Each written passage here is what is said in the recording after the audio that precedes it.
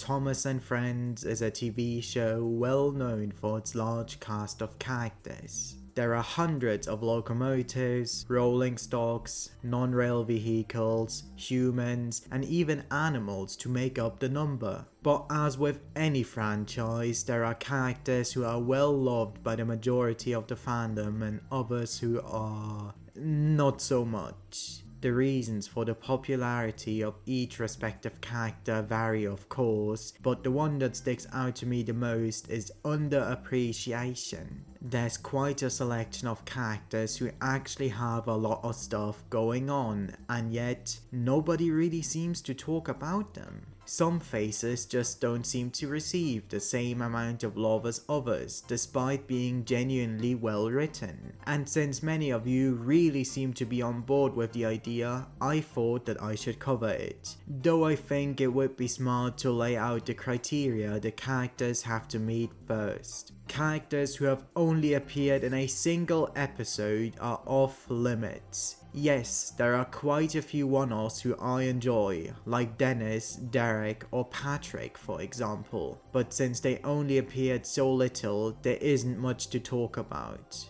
Dennis is lazy and manipulates others into doing his work. Derek is a kind-hearted soul who's forever tainted with a faulty engine. And Patrick is an entertaining douche who has had one of the most craziest crashes of the whole series.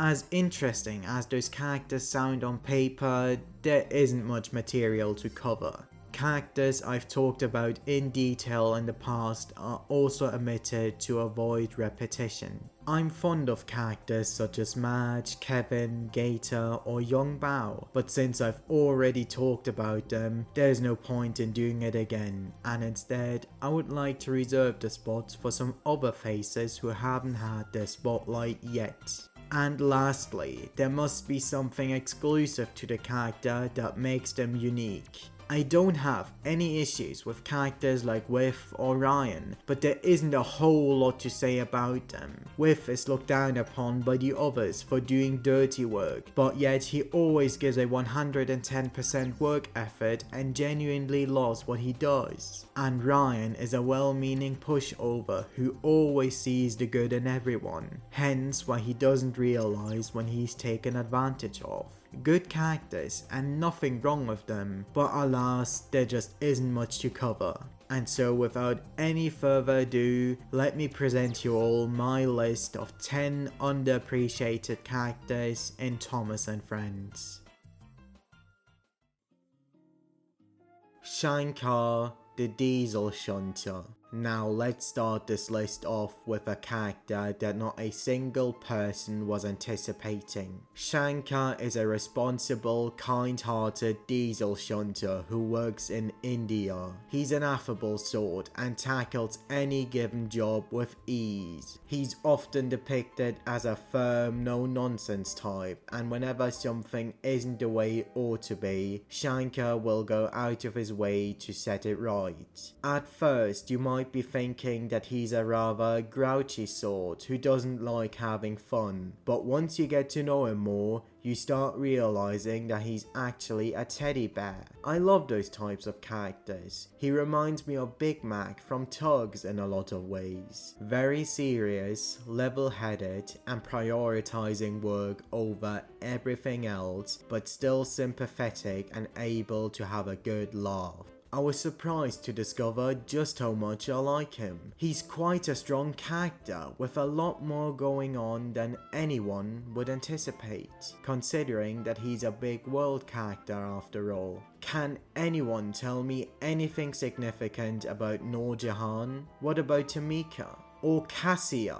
There's literally nothing to say about any of those guys, so finding someone from the big world cast with a distinctive personality was quite a delightful discovery. Shankar is such a mood honestly. He's firmly against tiger poaching, he very clearly doesn't give a shit about Rajiv's crown, and he'd rather be useful than wasting his time wearing silly costumes, which is quite meta.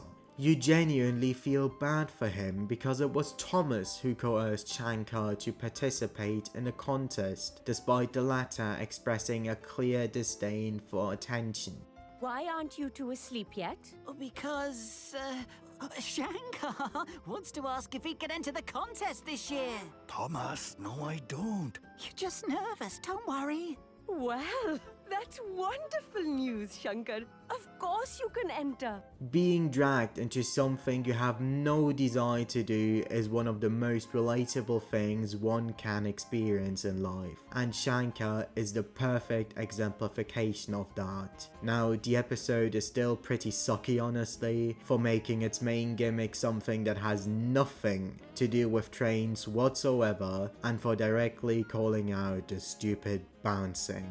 Do the Shankar shimmy! Shankar shimmy! Shankar shimmy! Like seriously, what the fuck is this? But Shankar's relatable personality keeps the episode away from being utterly terrible. While Shankar's makeover is the best showcase of what Shankar is all about, there are other episodes that dissect his character quite well. In the season 22 episode called Tiger Trouble, we learn that he has a strong disdain for tiger poaching. All he wants for the tigers is to live peacefully, and once he finds out that Rajiv is transporting tiger hunters, he comes up with a plan to disguise himself as a tiger by covering himself with an orange tarpaulin. The plan is genuinely so stupid, and I cannot believe that those imbeciles actually fell for that. But it shows that despite being stuck to his rails, Shankar will go through great lengths to amend a greater cause. Overall though, Shankar is a good character and was a delightful surprise on my latest rewatch of this era. If anyone is crazy enough to watch the Big World era again, you should definitely look forward to Shankar's appearances.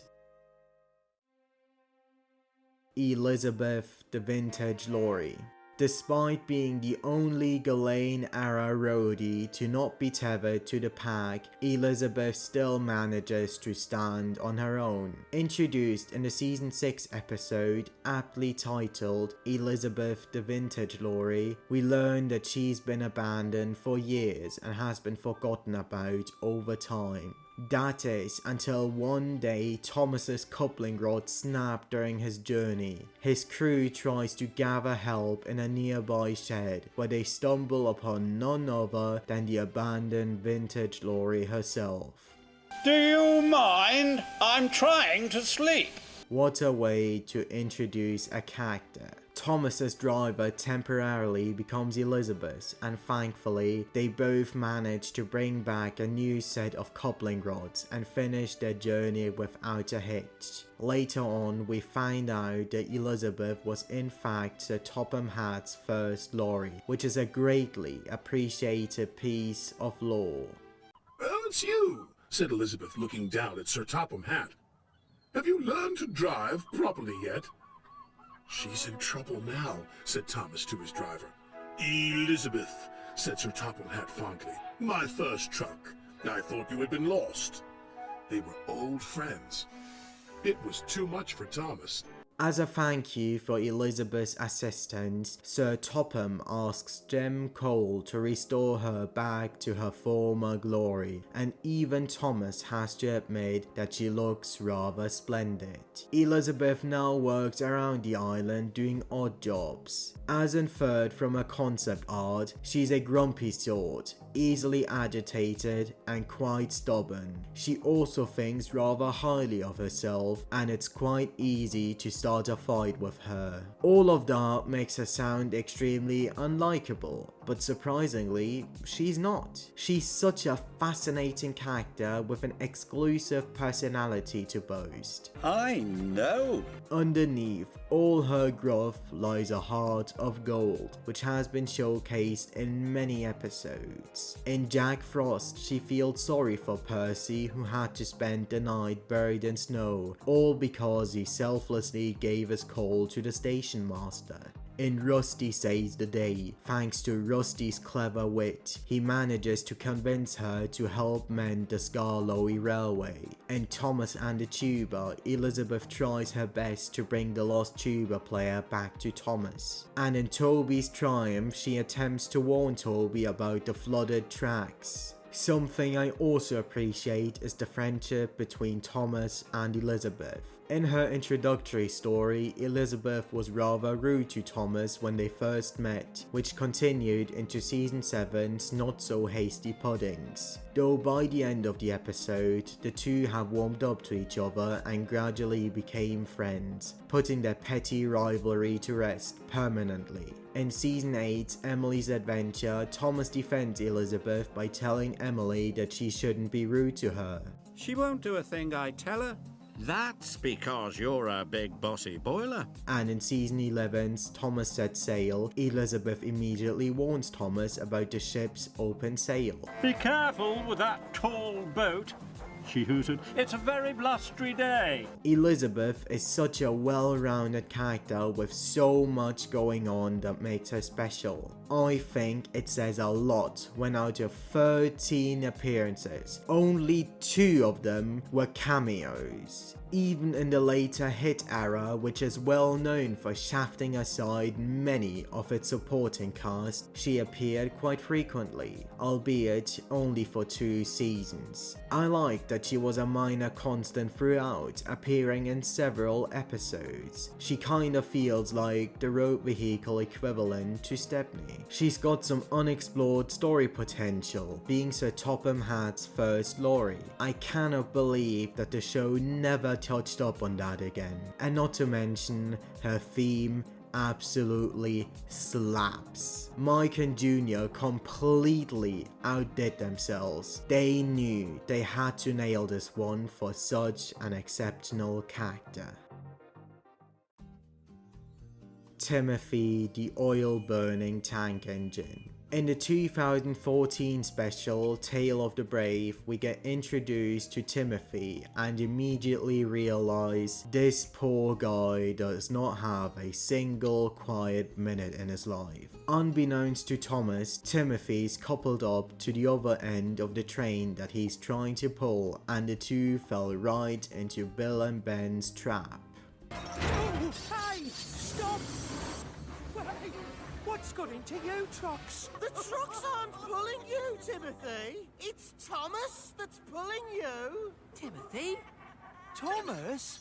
Due to his naivety, he's an easy victim to the tank engine twins' tricks, and whenever they can, they go the extra mile to piss Timothy off. In season 18's No Steam Without Coal, Bill and Ben manage to fuck up delivering coal to the clay pits, which ends up disrupting everybody's work, and Timothy, being an oil burner, is coerced to bring the missing coal. In Timothy and the Rainbow Truck, Bill and Ben convince Timothy to search the entire island for a special truck that is painted in rainbow colors. Wow, that's a very colourful truck.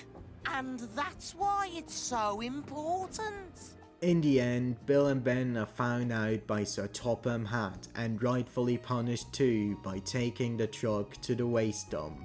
And in season 19's No Help At All, Bill and Ben manage to get Timothy sent to Brendam Docks to help out while Salty is absent. Tim, however, enjoys the change up, not to mention the lack of annoyance he usually has to deal with on a daily basis. But once again, Bill and Ben's ploy backfired, and they have to learn once more that Timothy is a hard worker and a worthy member of the Clay Pits gang. What I really like about Tim is that despite being mature, he's still naive and has a lot to learn, making him a young adult character. I also love how despite always being the butt of the jokes, he isn't petty. He lets bygones be bygones and never seeks revenge. I initially didn't expect to like Tim as much as I did, but this guy actually has a lot going on. He's the permanent victim of Bill and Ben's tricks, and you feel genuine pity for him.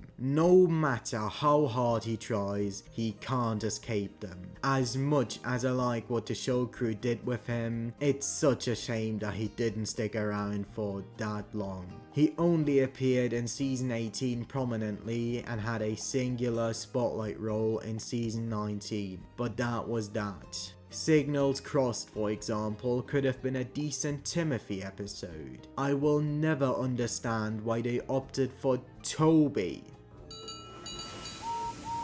Toby, watch out and wait for your signal. Sorry, Henry. I really wish they could have done just a tad more with him. Kelly the Crane Lorry. Being the first member of the Sodor Construction Company, Kelly is the oldest and wisest of the bunch. He was initially bought by Jenny Packard's dad and later passed down to his daughter, and therefore the two have a wholesome fondness for each other. The pack was introduced in the season 6 two-parter Jack Jumps In and A Friend in Need respectively, although others would follow in the upcoming spin-off. Those are the first episodes to be directed by someone other than David Mitton, Steve Asquith, who would later become the show's main director. I absolutely adore the pack. Not only is the amount of detail on the props mesmerizing to look at, but every single character is so strong and memorable. Everyone gets at least one lead role, and neither is there a single bad episode nor a bad character to be found. However, it occurs to me that some pack members seem to receive more love than others. I think the most beloved characters are Oliver, Ned, Max, and Monty. Ned and Oliver are a fantastic Laurel and Hardy inspired duo, and Max and Monty are bullies who may never learn their lessons, but at least they always feel sorry for their wrongdoings. They don't mean any real harm, but it's clear they don't comprehend when enough is enough. All of them absolutely deserve the love they receive, no doubt, but that doesn't mean that the other members aren't great characters themselves. We're a cracking crew, laughed Kelly. When it comes to pack characters who don't receive enough appreciation, Kelly is the first who comes to mind. I love this guy, and he might actually be my favorite pack member. I think what I like the most about Kelly is that he's a full-on empath. He always tries to warn everyone, he immediately jumps into action when someone is in danger, he feels visibly sorry when someone got into trouble, and he always got something uplifting to say. You may be small, said Kelly, but you got a big heart. That being said, he doesn't hold everybody's hands all the time. In a cancelled episode called Kelly's Heroes, Kelly tries to warn Jack to be careful around an embankment. He isn't, of course, and ends up toppling over. Kelly purposefully didn't intervene because sometimes a young'un needs to learn the hard way. And I quote, "You failed the test, but you learned the lesson the best way possible. No harm's done." I love this characterization. He's a chill dad who lets his children gain their experiences by themselves and never gets mad when they mess up. It's such a shame that we never saw that side of him in an actual episode. That being said, we still ended up with awesome Kelly material in the final stories. In the erroneously titled Percy's Scary Tale, Kelly tells everyone about the legend of the one-eyed truck. Very appropriate for him. In A Tale for Thomas, he, Alfie and Oliver immediately jump to the rescue after the careless dump truck's violent crash into the lightning tree. And on multiple occasions we see his cautious side showing through, warning everyone to work carefully to not get hurt. And that leads us to a spotlight role called Kelly's Windy Day. While the pack is constructing a new library, a strong gust of wind manages to knock Kelly over, which also ends up demolishing the shed. Are you all right? Chuffed Thomas. I think so, but is anyone else hurt? Kelly is subsequently brought to the repair yard but is quickly called out for an emergency the next morning. Miss Jenny came to the sheds with urgent news. Isabella has come off the road at the quarry bridge. We must rescue her at once. Kelly was still afraid he might fall over and hurt someone.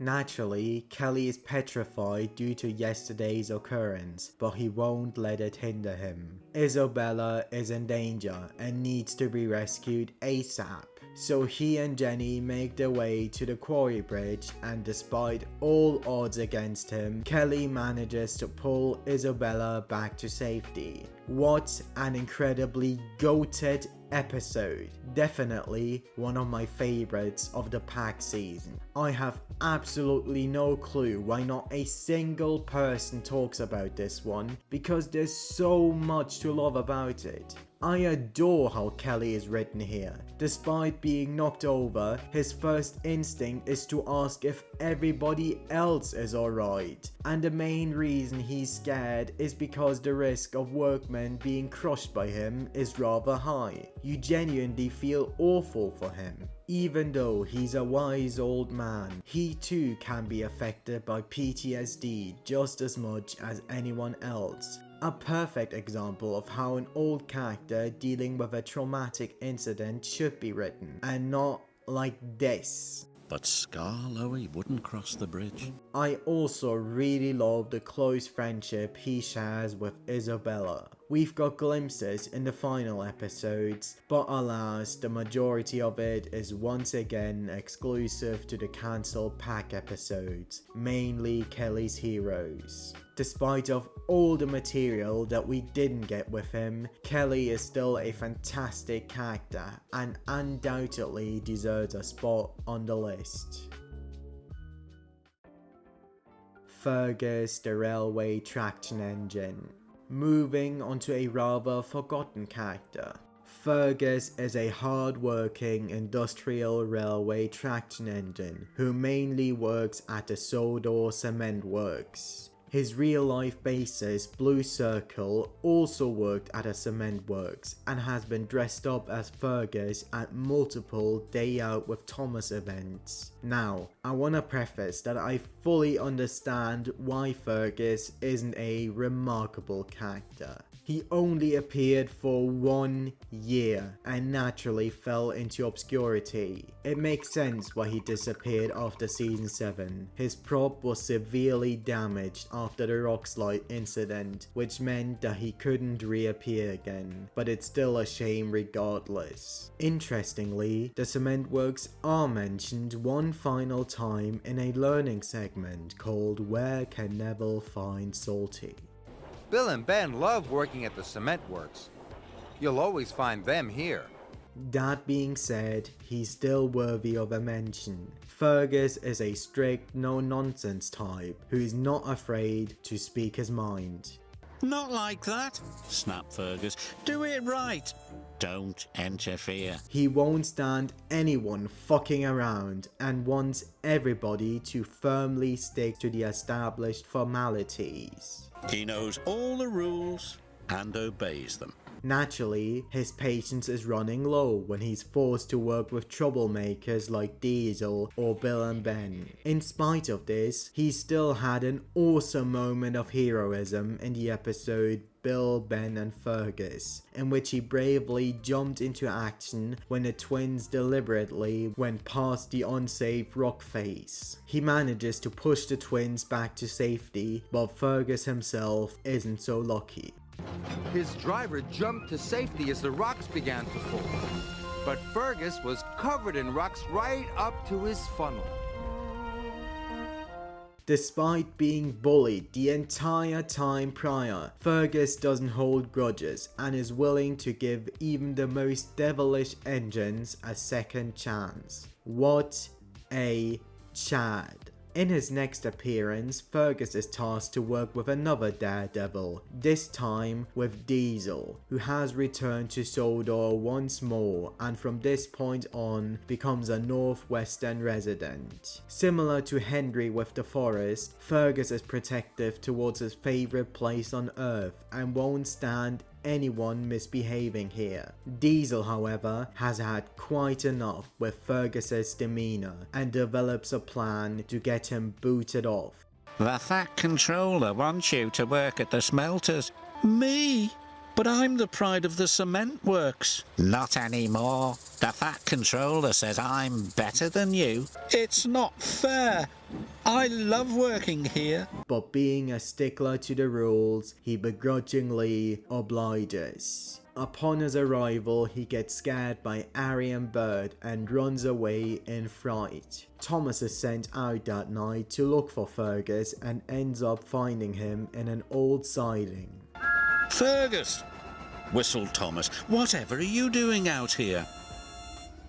Hiding. Don't want to work at the smelters. The Fat Controller is going to be cross with me. He's not, cried Thomas. He's worried about you. By the end, everything gets sorted out, and as a punishment for his lies, Sir Topham sends Diesel to the smelters. Speaking of, I really want to give some props to Jan Page for how she wrote Diesel. Now, I don't mind his reckless bully persona, but his scheming, cunning side will always be more interesting. This episode even managed to get a music video, aptly titled There once was an engine who ran away. The story ends with Fergus at the smelter's yard, and later in Salty's stormy tale, Salty collects him here because neither Fergus nor his driver are that familiar with the railway network. Another great bit of continuity from season 7. Fergus didn't do a whole lot in the episode, but it's nice to see him involved in one of the season's finest sequences. Despite being a rather insignificant character who doesn't really need to exist, I'm glad that he does. Like all of the Ghislaine era newbies, Fergus is an inspired character with a lot going on, and I really like him. Millie the Estate Engine. King of the Railway is well known for a lot of great things. It's the kickoff to the cherished Brenner era, which meant that the writing finally became good again, and people who were familiar with Thomas got to work on the show. The film also introduced a fantastic batch of new characters. The Earl of Sodor, Sir Robert Norrenby, a pair of American streamliners named Connor and Caitlin, one of the oldest steam engines in the world, Stephenson's rocket himself, and of course, Millie, a privately owned narrow gauge engine of French origin. The story goes that while Sir Robert was on his tour around the world, Millie had to be stored in the shed until the Earl's journey concluded. But I don't remember seeing you before. That's hardly surprising. The Earl's been away for such a long time, and I've been stuck in my shed. With Millie's introduction, we are presented with the show's only female narrow gauge engine, which immediately makes her quite exceptional. Furthermore, she also received her own special VA with Miranda Rayson, akin to Tracy Oberman being designated to voice Daisy. I think Millie is one of those characters to gradually gain more appreciation over time. She appeared quite frequently since her introduction and has amassed a healthy amount of stand-up moments that I want to talk about. In season 17, Millie shared a lead role with Luke in the episode The Switch. The two decide to swap jobs for the day, and although both of them fumble at first, they soon get the hang of their respective duties and enjoy the change-up. It's a nice, albeit simple story. The dynamic is never touched up on again, though honestly, it doesn't really need to. It works perfectly fine as a one and done thing. In season 18, we got Millie and the Volcano, which is a rather underrated episode, I think. In this one, Samson and Harvey help the workmen to build the estate's new dinosaur park. While Harvey is lifting the dinosaur's head, Millie appears behind him and jumps. Bonehead Samson immediately decides to be an asshole for the hell of it and starts bullying her. Don't mind her. She probably just gets scared easily. What a silly little engine. Millie is insulted, of course, and comes up with a plan. She tells the groundsman to light a bonfire opposite to the model volcano to seek revenge on the big engines. The volcano? It's erupting! But I thought you weren't scared of anything. But look at it! Look! It's hot! Smoke and lava are coming out! Silly big engines. However, her stunt didn't go without consequences. After hearing about what happened, Robert makes it clear to her that seeking revenge is not an option. But I only did it because they called me a silly little engine. That still doesn't make it all right, Millie. You should know you're not a silly little engine, whatever they say. Despite the reprimand being justified, I think what Millie did was still perfectly within reason. Samson completely deserved to have a taste of his own medicine after treating an engine beneath his level like rubbish. I think it's worth to mention that this is like the only episode in which Samson appears in that is actually good. Shockingly, Millie had no appearances in season 19, though it can be speculated that she was going to appear in Slow Steven, but was ultimately cut from the final episode. In season 20's Over the Hill, we get introduced to the Olstead gang, and I love it. I find it quite fascinating that the dynamic only began to become a thing once Glynn was introduced. That's something I've never noticed before. Fortunately, an episode revolving around all three gang members finally came to be with season 21's Runaway Engine, which is the only episode that year to feature the Estate Railway's engines, and also the last to not feature any of the main characters. While Millie is away at the Blue Mountain Quarry, Glynn and Steven are assigned to take care of the castle by themselves. Steven is assigned to collect the garden waste, but he ends up postponing it, which results into Millie misunderstanding the situation. She thinks that the old-timers didn't do the task on purpose and seeks revenge once more. Who put this garden waste here? It wasn't me. It wasn't fair to leave it for me when I have so many other jobs to do. Oh, she's got quite a temper, eh, Glynn? It wasn't fair to leave it for me. And once again, Millie acted out of impulse and sought revenge. But by the end, all misapprehensions are cleared up and all is forgiven. And where on earth have you two been? Ooh, he's got quite a temper, eh, Steven? And where on earth have you two been? I also love her role in season 23's Heart of Gold. That was a goated Millie appearance. She immediately comforts Toby when he's being made fun of for his rather unconventional looks. Oh, don't take any notice of them. They've probably never seen a steam tram before. She's surrounded by a pair of very unusual engines daily, so seeing Toby is nothing out of the ordinary for her. Despite being mature and responsible overall, Millie is still imperfect. She's rather vengeful and doesn't know how to control her anger. I think she tends to get overshadowed by Luke and Victor, the other CGI exclusive narrow gauge engines, but she's just as good a character and definitely deserving of more love.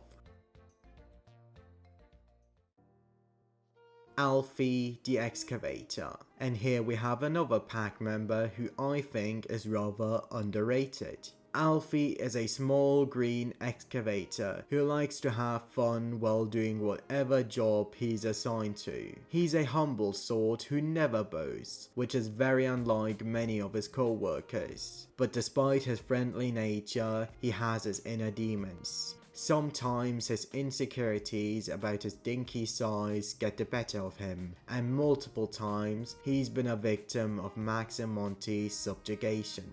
Suddenly, a huge dump truck roared by. Max! Alfie cried. Look out, small fry! I'm not a small fry. Hurry up, half pint, not half pint. It's small fry. Watch out! Shouted Alfie, but it was too late. You immediately feel sorry for him because there's nothing to be done about it. Max and Monty are his work colleagues, which means that the two will always get away with bullying him. But despite all of that, Alfie never seeks revenge and knows to not fight back. Alfie has kittens as his big spotlight role and a perfect sum up of his character.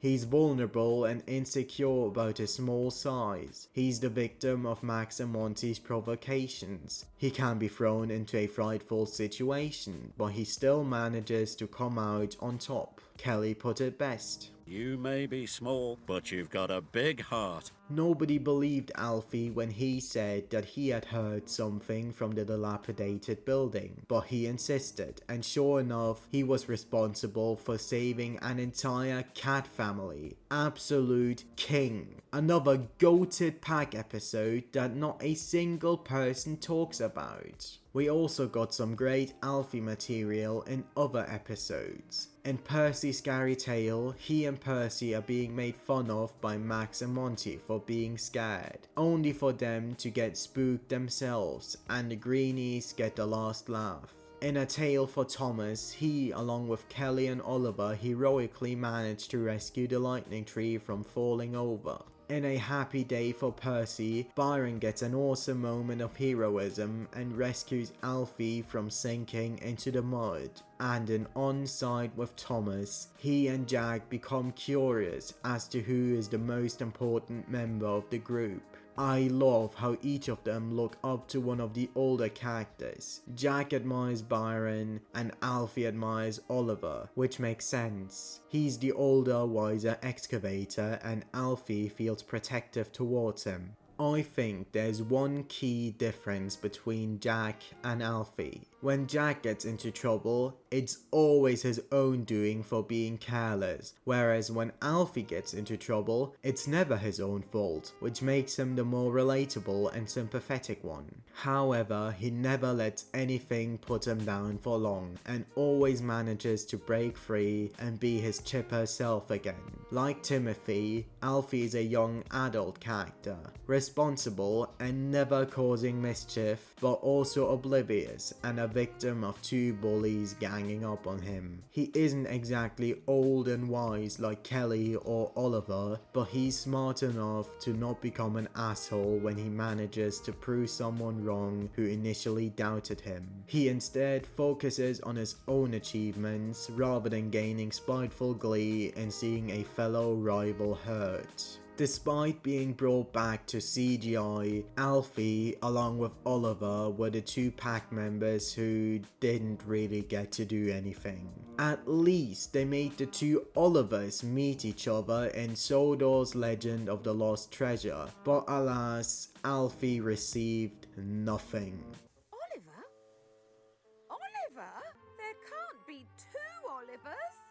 Yes, there can. An absolutely goated moment in Thomas and Friends. The only thing they did with him in CGI that I can recall was in season 23's first day on Sodor. Darcy, the TBM, joins the Sodor construction company. Alfie and Oliver are apprehensive to accept her help at first, but they soon witness Darcy's usefulness after toppling over.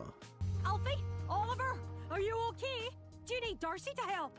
No, we can do it. And we can dig the tunnel too. And that is all they did with Alfie in CGI. He misjudged Darcy's capabilities and rapidly learns that he was wrong to do so.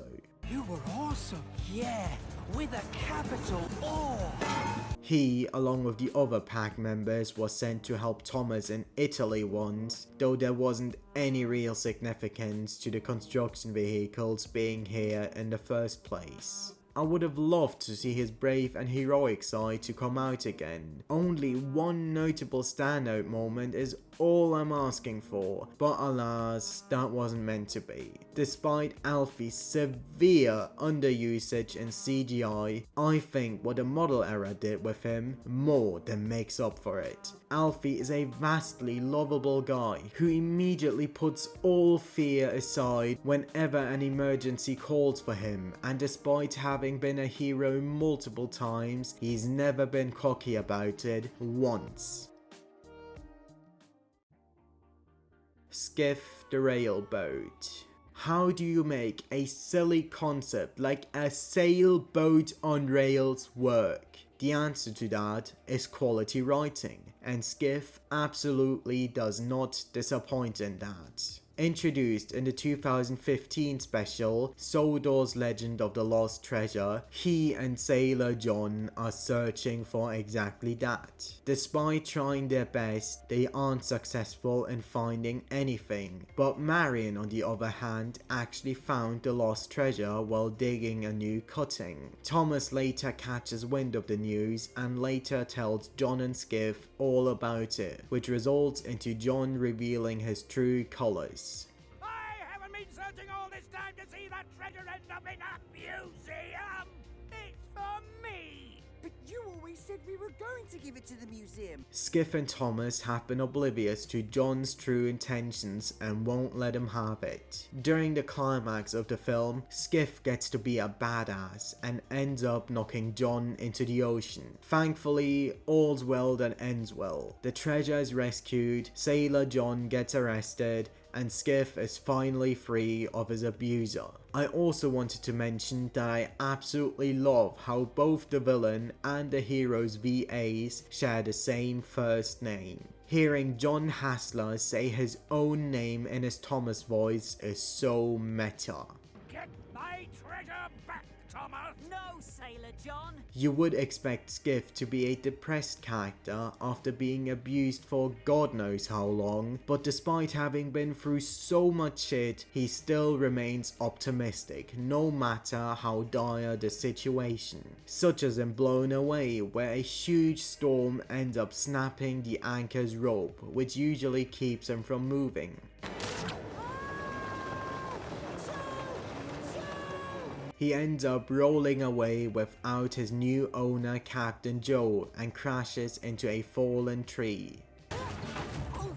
Things change from bad to worse when Skiff realizes that both Duck and Oliver are coming from both directions and a collision will occur any second. He manages to free himself from the branches and uses his sail as a flag to warn the engines. It speaks great volumes about his character that despite being a fragile wooden boat, Skiff is far more concerned about two massive steam engines potentially getting hurt. Skiff and the Mermaid is an episode I think everybody unanimously cherishes. It's a hilarious escapade with Skiff and Topham of all characters, and the comedy that is derived from a wacky situation like that is just amusing.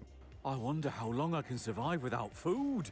Of course that is the first thing that Topham thinks of. What else would you expect? I absolutely love how Skiff's first episode is about a dire worst case scenario, and then his second episode is about him and Topham having a goofy sea adventure. They really used both extremes to the fullest in both respective stories. I also found it hilarious that they used him twice as a silly background gag. He might seem like a silly gimmick at first, but in actuality he's a genuine hero from the most unlikely of places. They didn't do anything with him after season 20, but that's alright. Not every character will remain a constant, and even though there isn't much that was done with Skiff, I still love this guy, and the things that we did get are very much appreciated. Toad the Brake Van. Toad is a character I've briefly talked about on 2 separate occasions in the past, but since I never went into masses of detail, I figured he deserved a spot on the list. Oliver seems to get all the love, but I'm a firm believer that he wouldn't be nearly as interesting if it weren't for his break van sidekick. I have mentioned previously that I prefer him over Oliver, and honestly, I might still stand by that. Toad has the honor of being the first Rolling Stock character to receive a lead role, with Season 5's Busy Going Backwards, which is a legendary episode that needs no introduction. It is filled to the brim with fast-paced action, a great sense of humor, but also an obscene amount of dread and urgency. The madness never stops. Oh my goodness! Help! Save me! A quick-thinking shunter did, just in time. What was that? I also appreciate how the episode subverts the usual trope. Typically, it's Oliver who opens up to Toad about his dilemma. See Toad Stands By, Oliver's Find, and Snow Engine. But here, it's Toad who opens up to Oliver, and the latter now comforts him. They're equal partners who'll go through thick and thin together, and I love that. Another episode that deserves a shout is Season 4's Toad Stands By, in which Toad comes up with a plan to make Oliver pull Scruffy in half.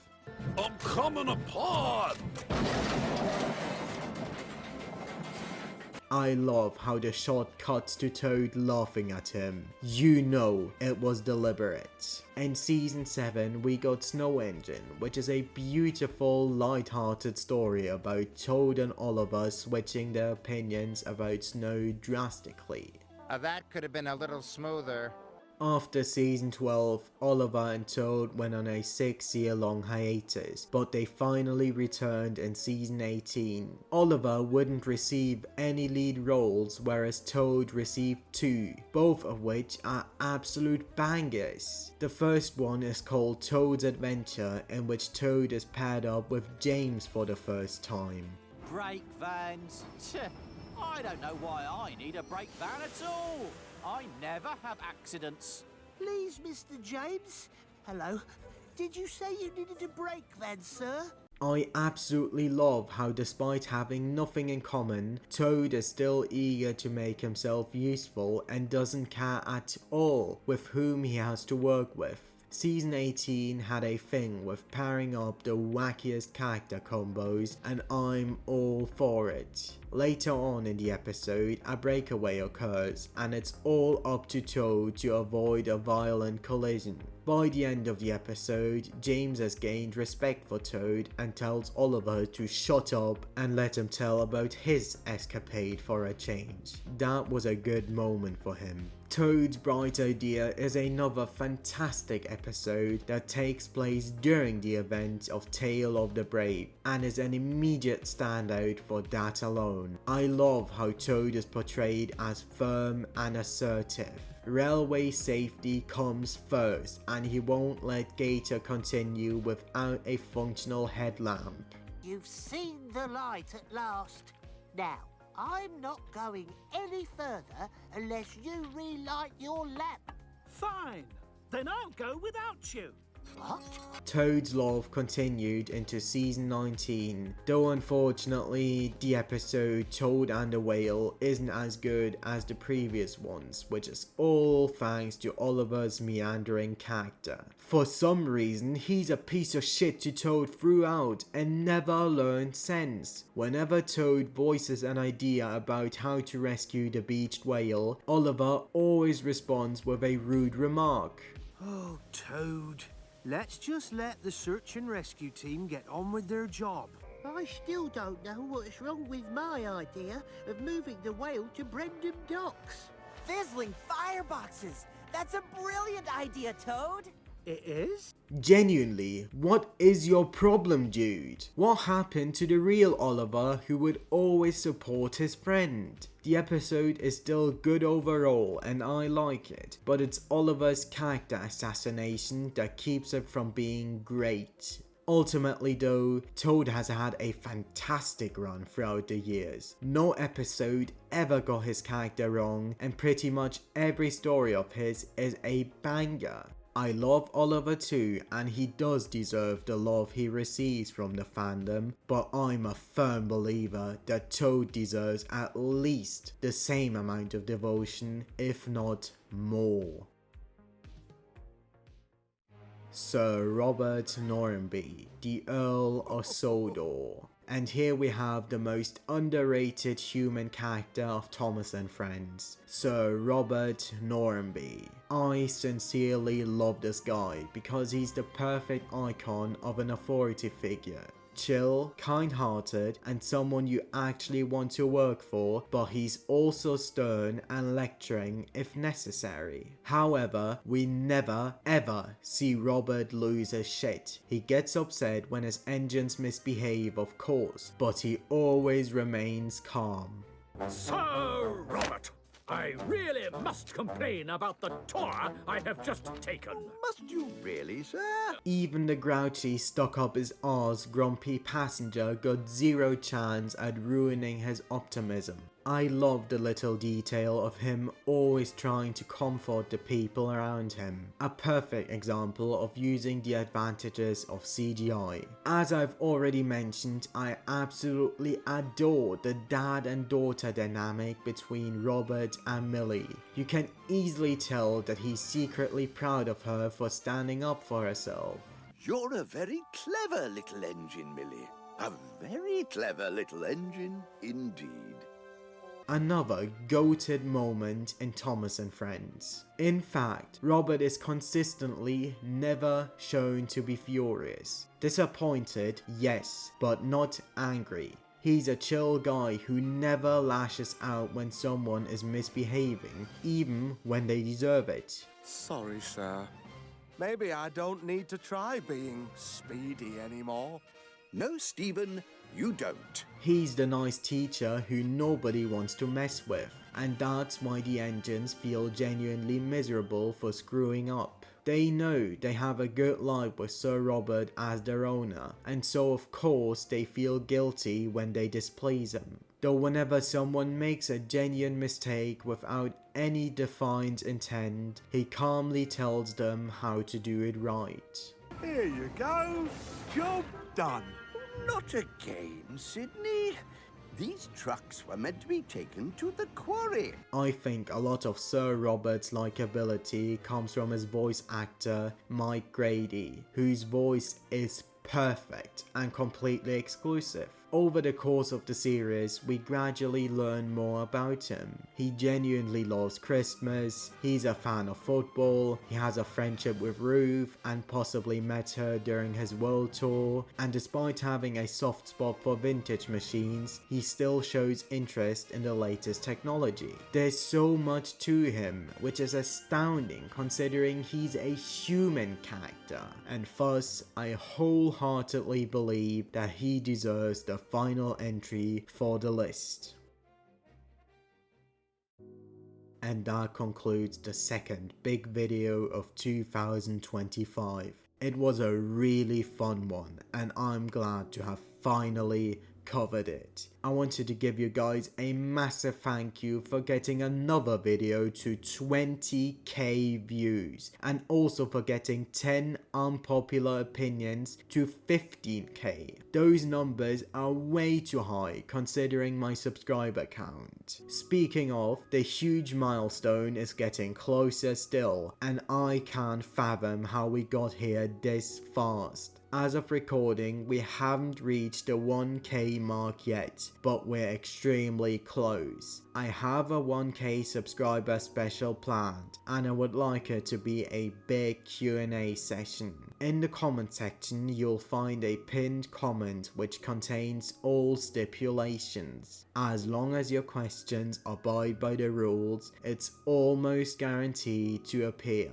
Thanks again so much for all the support that you've given me, and hopefully we'll continue to grow more and more over the years. Nothing here would have any purpose if it weren't for you.